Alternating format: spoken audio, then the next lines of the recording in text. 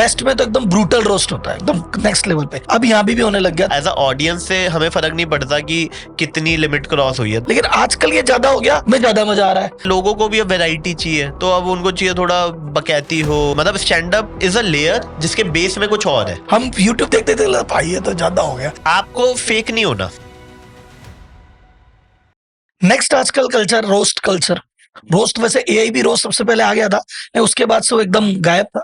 अब तो काफी रोस्ट होने लग गया, और रोस्ट में वेस्ट में तो एकदम ब्रूटल रोस्ट होता है, एकदम नेक्स्ट लेवल पे। अब यहाँ भी होने लग गया। तो कई बार दो डायलॉग एंजॉय करते हैं, यार ये सही बोला, ये से तीसरा बोलता है टू मच बोल दिया यार। तो वो जो होता है ना ऑडियंस आपका, कि बाकी फेलो कॉमेडी में ये तो ज्यादा हो गया, सुनने तो ज्यादा हो गया। हम यूट्यूब देखते थे, भाई ये तो ज्यादा हो गया। लेकिन आजकल ये ज्यादा हो गया, हमें ज्यादा मजा आ रहा है कि हाँ, मौत की बात कर दी मजा आ गया, इसकी बात कर दी और मजा। डार्क कॉमेडी होगी, तो डार्क कॉमेडी और रोस्ट कल्चर पे जो भी बढ़ने लगा है, इस ट्रेंड पे बात करें तो मतलब अगेन ये सारी चीजें देखो आनी तो थी। ये कब सही टाइम होता है, जैसे रोस्ट 2014 में भी हुआ था, नहीं चला। 2016 में फिर एआईबी ने किया, बहुत फट गया। फिर 5-6 साल का लैग आ गया, फिर आशीष रोस्ट लेके आ गया तो चल गया सडनली। तो एक सही टाइम होता है, और उसमें भी ऐसा है कि आपसे फर्क नहीं पड़ रहा है जनता को ना। मतलब जैसे अगर रोस्ट हो रहा है तो एज अ ऑडियंस से हमें फर्क नहीं पड़ता कि कितनी लिमिट क्रॉस हुई है। द ओनली कंसर्न जो होना चाहिए कि जो बंदा बैठा हुआ है, जिसपे रोस्ट हो रहा है,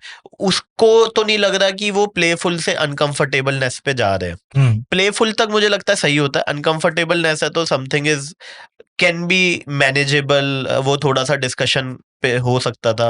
लास्ट टाइम भी कुछ कुछ हुआ था, तो वो जिसका शो है, जो एडिट पे बिठा के उसको एडिट कर रहा है, वो उसकी कॉल होती है कि क्या उसे रखना है क्या नहीं रखना।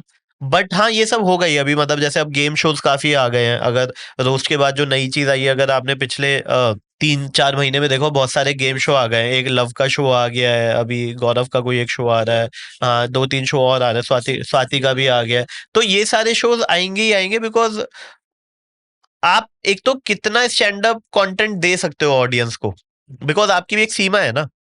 आप कितना बना के प्रोड्यूस करके दे सकते हो, तो आपकी भी एक लिमिट है।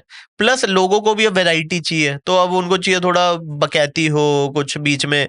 मतलब stand up is a layer जिसके बेस में कुछ और है। बर्गर कुछ और है, टिक्की स्टैंड अप की है, लेकिन बर्गर हमारा गेम शो है अब। तो ये पार्ट ऑफ द एवोल्यूशन है स्टैंड अप का। और ये तो और आते रहेंगे, भी तो और नई नई चीजें बाकी है।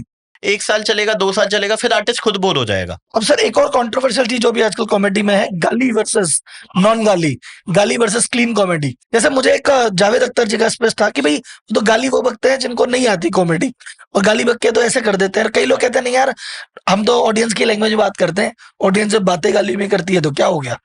तो क्या है उस पर ओपिनियन आप?